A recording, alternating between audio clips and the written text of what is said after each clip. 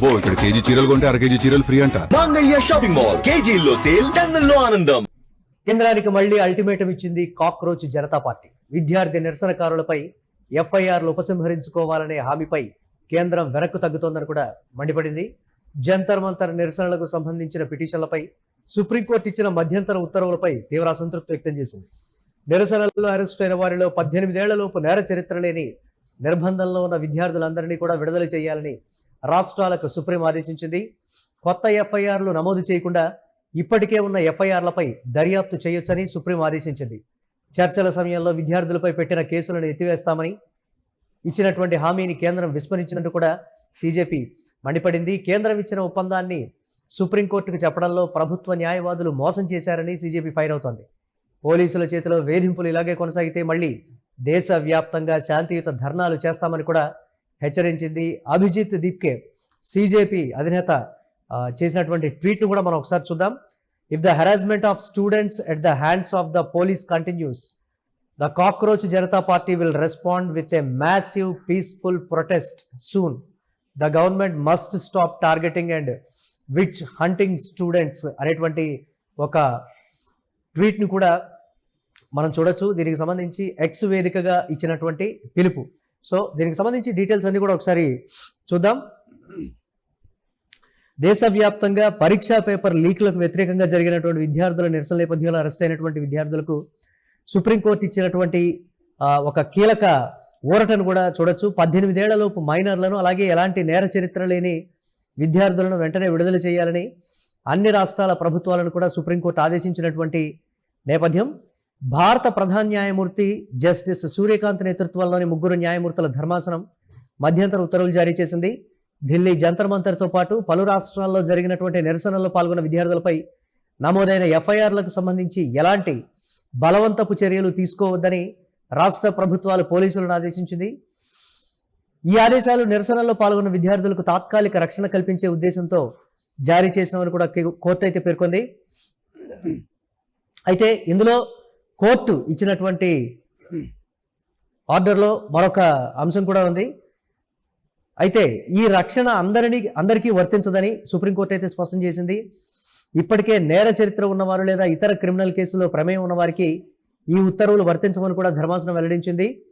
విద్యార్థులు తమ సమస్యలను శాంతియుతంగా వ్యక్తం చేసేటువంటి హక్కు రాజ్యాంగం కల్పించిన హక్కేనని గత విచారణల్లో సుప్రీంకోర్టు అయితే స్పష్టం చేసింది. అదే సమయంలో చట్టాన్ని అతిక్రమించిన వారిపై చట్టపరమైన చర్యలు తప్పవని కూడా కోర్టు పేర్కొంది.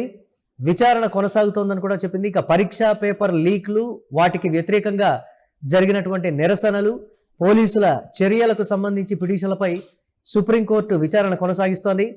ఈ కేసులో భవిష్యత్తులో నిరసనల నిర్వహణ, పోలీసుల చర్యలు, విద్యార్థుల హక్కుల పరిరక్షణకు సంబంధించి మరిన్ని కీలక మార్గదర్శకాలు వెలువడేటువంటి అవకాశం అయితే స్పష్టంగా కనిపిస్తోందని చెప్పాలి.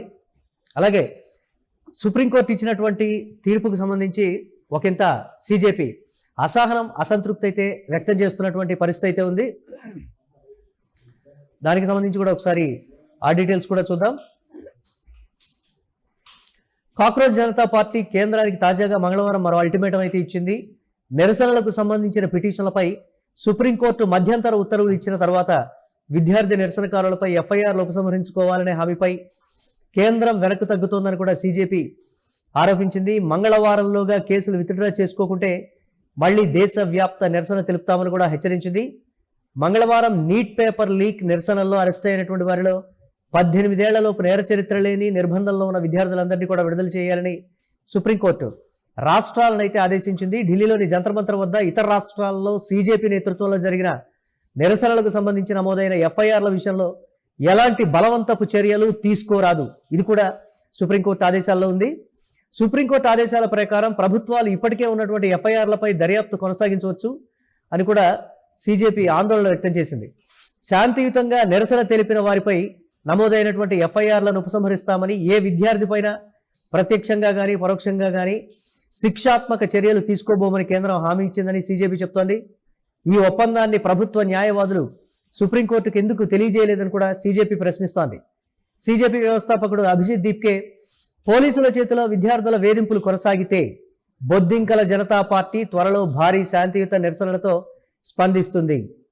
ప్రభుత్వం విద్యార్థులను లక్ష్యంగా చేసుకోవడం మరియు వేధించడం ఆపాలి అని కూడా ట్వీట్ చేశారు. ఇదే సమయంలో ఎఫ్ఐఆర్లు కొనసాగించాలని సుప్రీంకోర్టు ప్రభుత్వాలను ఆదేశించలేదని కూడా సిజేపీ అయితే స్పష్టం చేస్తోంది. ఇటు ప్రభుత్వం చెప్పినటువంటి హామీల్ని నెరవేర్చకపోగా విద్యార్థులపై పెట్టినటువంటి కేసులు కావచ్చు, ఉన్నటువంటి ఎఫ్ఐఆర్లను ఉపసంహరించుకోవాలని ఈ కారణాన్ని కోర్టుకు ఎందుకు తెలపలేదు, అందులో ప్రభుత్వం ఫెయిల్ అయిపోయిందనేది పర్టికులర్గా పేర్కొన్నటువంటి పాయింట్. ఒకవేళ కానీ కేంద్రం ఇచ్చినటువంటి హామీని, చెప్పినటువంటి మాటను వెనక్కి తీసుకుంటే మాత్రం ఈసారి చేసేటువంటి ఉద్యమం దేశం యావత్తు ఉలిక్కిపడి ఢిల్లీ వైపు చూసేలా మేము చేస్తాం. ఇది సిజేపీ నేతలు చెప్తున్నటువంటి మాట. అప్పటికప్పుడు ఉన్నటువంటి ఉద్యమ తీవ్రతను తగ్గించడానికి కొన్ని కారణాలను బూచిగా చూపించి ఇచ్చినటువంటి హామీల విషయంలో వెనక్కు తగ్గుతున్నారనేటువంటిది అయితే మాకు స్పష్టంగా అర్థమవుతుంది. విద్యార్థులపై వేధింపులు కానీ కొనసాగితే మాత్రం దీనికి సంబంధించి మేము చేసేటువంటి ఉద్యమానికి హద్దులు అనేవి ఉండవనేటువంటి రీతిలో వార్నింగ్ ఇస్తూ కూడా సిజేపీ నేతలు చేస్తున్నటువంటి కామెంట్, అభిజిత్ దీప్కే కూడా ఎక్స్ వేదికగా చేసినటువంటి ట్వీట్ కూడా సంచలనమవుతున్నటువంటి పరిస్థితి అయితే ఉంది. చూడాలి ఏ విధంగా ఉండబోతోంది అనేది. ఇప్పటికే కేంద్రం చాలా విషయాల్లో వెనక్కు తగ్గింది అనేటువంటి మాట చెప్తున్నారు. కానీ చట్టపరమైనటువంటి అంశాలు కొన్ని వెనక్కు తీసుకోవాలి అంటే దానికి ఒక ప్రొసీజర్ ఉంటుంది, అది ఇమీడియట్గా సాధ్యమయ్యేది కాదు అనేటువంటి మాట. కానీ సుప్రీంకోర్టు చెప్పిన దానికి సంబంధించి కూడా వారు అసంతృప్తి అయితే వ్యక్తం చేస్తున్నారు. కేంద్రం సుప్రీంకోర్టుకి అన్నీ కూడా విన్నవిస్తే సుప్రీంకోర్టు మాకు అనుకూలంగా తీర్పునిచ్చేదని కూడా వారు భావిస్తున్నటువంటి పరిస్థితి. చూడాలి ఏ విధంగా ఉండబోతోంది అనేది.